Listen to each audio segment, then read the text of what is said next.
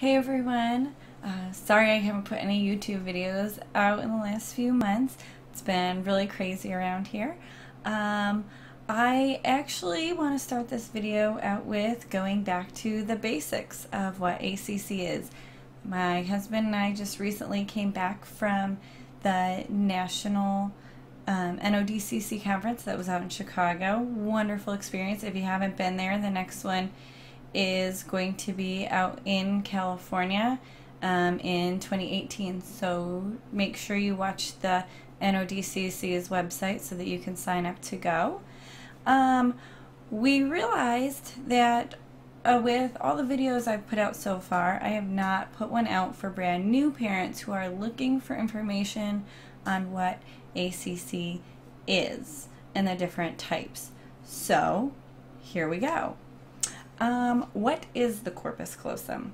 The corpus callosum is the bridge underneath between the right and left side of your brain, and it is the largest pathway that we have that transfers information. It has 200 million nerve fibers that help transfer all that information from one side of your brain to the other to help you with your everyday functions. And so we do have other pathways, but they have many less nerve fibers. Unfortunately, I can't think of the name off the top of my head, which I know I should know it, but there is another pathway in the back that has about 50 million, I believe, which is a lot less than the corpus callosum, which is our main pathway of information. So then what is ACC? ACC stands for agenesis of the corpus callosum. Agenesis means there is a loss of. So there is, by definition, ACC is a birth defect. It's a congenital disorder in which there is complete or partial absence of the corpus callosum.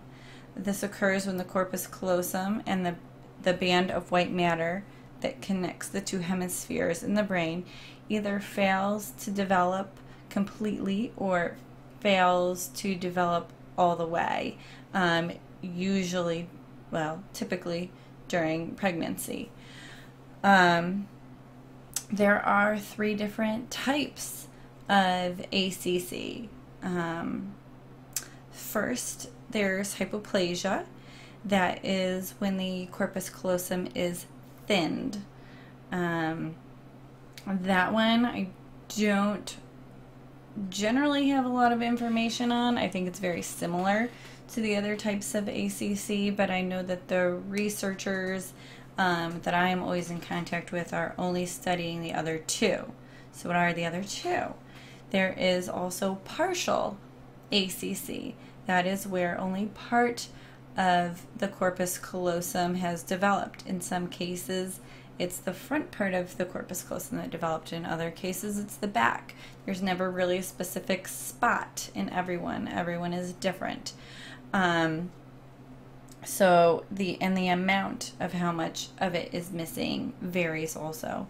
Then there's complete ACC, which is when the corpus callosum fails to develop at all, and that is what I have.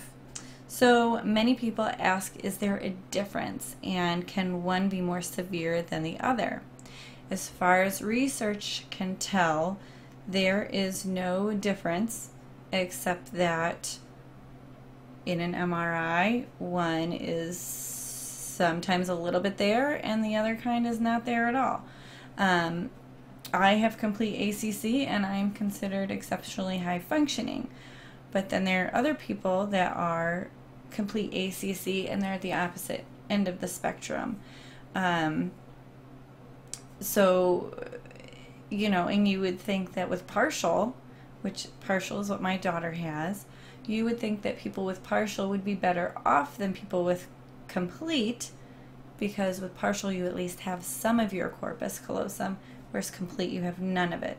However, it doesn't work that way. Everyone is different. Some of us are more severe than others, and it doesn't matter if you have partial or complete. Let's see. The last thing I wanted to talk about, hopefully quickly, I'm very slow at these videos, is enlarged ventricles. I know there is a medical term for them. However, I'm not very good at remembering what that term is. I've always just called them enlarged ventricles. They basically come hand in hand with ACC. If you have ACC, you have enlarged ventricles. Generally, I think research is showing that there's no real effect to the large ventricles, except that they're almost like filling the space of where the corpus callosum should be.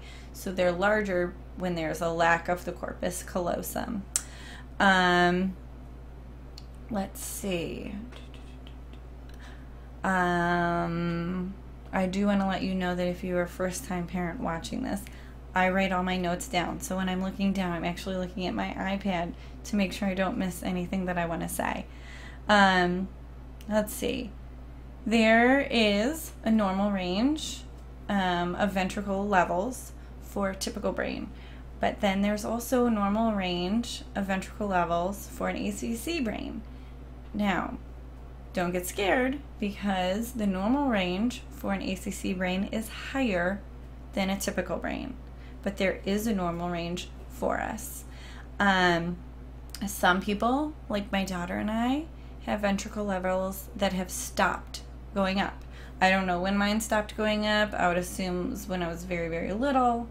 When I was 19, they never showed any concern by it because it just stayed at that level. And then I just recently had another MRI, what is that, like 14 years later. And again, my doctor says they're still in the normal ACC range. My daughter's ventricle levels stopped going up before she was born, so we don't really worry about them. There are others whose levels continue to go up. If they do, I would definitely recommend keeping track of that and letting, the doctor would obviously want to keep track of that. And most times doctors will recommend shunts be put in just to help with drainage. I don't have experience with shunts myself or my daughter. We don't need those. But I know if you get on any of the ACC Facebook sites, there are a lot of parents there that can help answer any questions if you have questions about shunts. And for my first ACC Basics video, for all of you new parents out there or newly diagnosed people with ACC, that is the very basics of the beginning of the disorder. And we will continue to learn and grow together. So remember, this disorder does not define you. You can define this disorder. Thanks.